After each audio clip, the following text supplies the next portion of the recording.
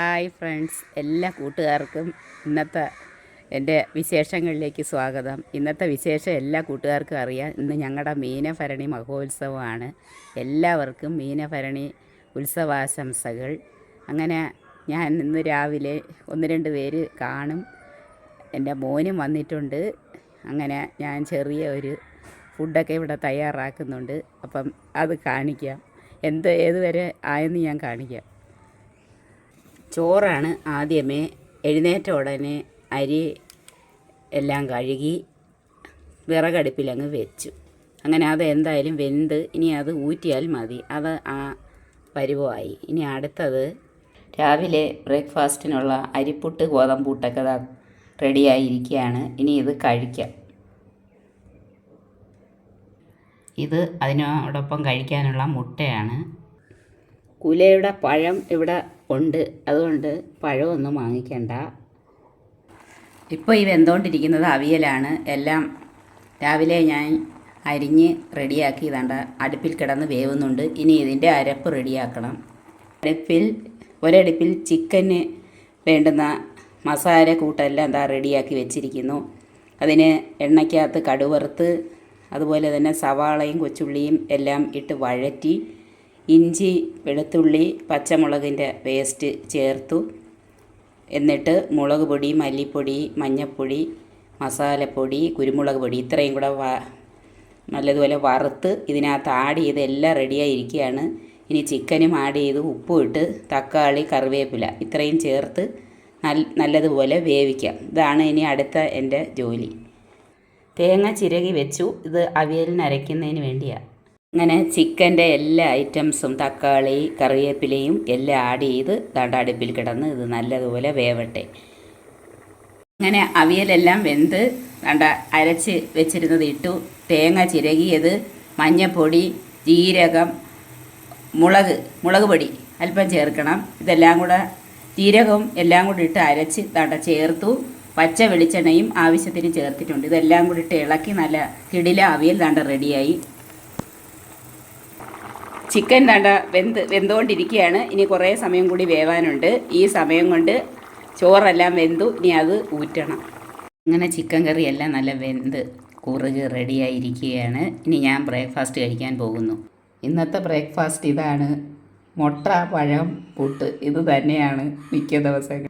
ചൂട് ചായ കൂടി ഇതിനോടൊപ്പം തയ്യാറാക്കി. ഇനി ഞാൻ കഴിക്കാൻ പോകുന്നു. ചിക്കൻ കറിയും അവിയലും വെച്ച് കഴിഞ്ഞ ഉടനെ ഇനി അടുത്തത് തോരൻ വെക്കുകയാണ്. അതിന് ഒരു പാത്രം അടുപ്പത്ത് വെച്ചു.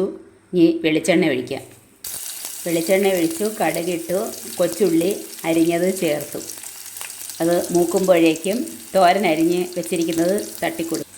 ഇതാണ് ഇന്നത്തെ തോരൻ. ബീട്രൂട്ട് ആൻഡ് സവാള കുനുകുനെ അരിഞ്ഞത്. ഇനി ഇത് ഇട്ട് കൊടുക്കാം.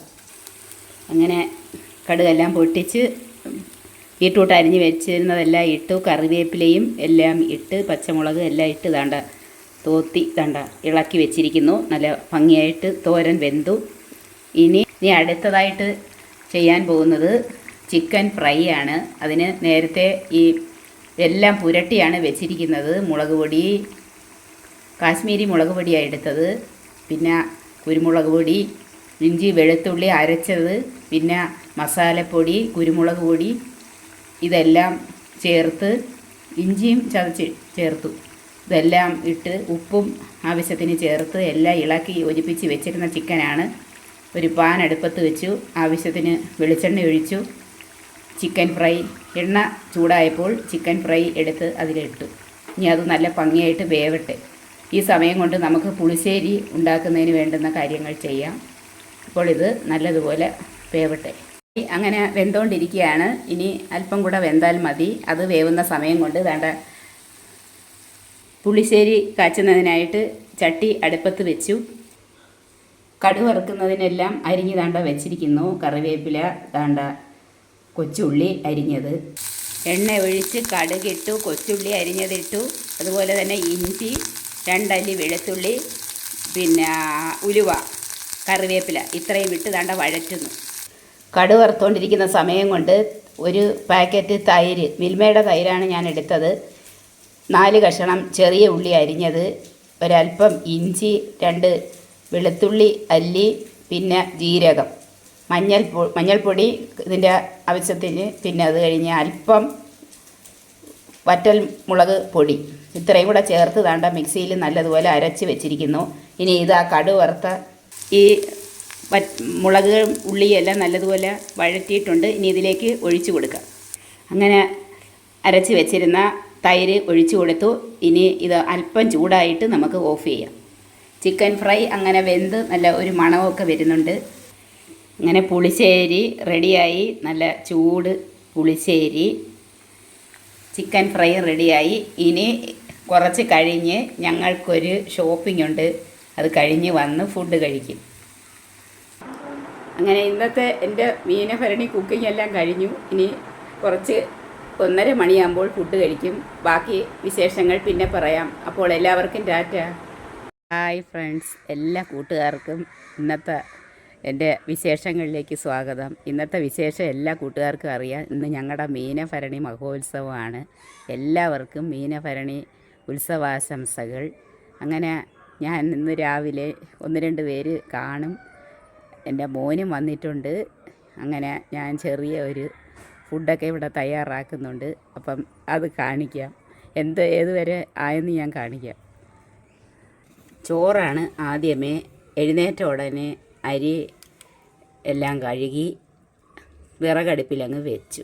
അങ്ങനെ അത് എന്തായാലും വെന്ത് ഇനി അത് ഊറ്റിയാൽ മതി. അത് ആ പരുവമായി. ഇനി അടുത്തത് രാവിലെ ബ്രേക്ക്ഫാസ്റ്റിനുള്ള അരിപ്പുട്ട് ഗോതമ്പൂട്ടൊക്കെ റെഡിയായിരിക്കുകയാണ്. ഇനി ഇത് കഴിക്കാം.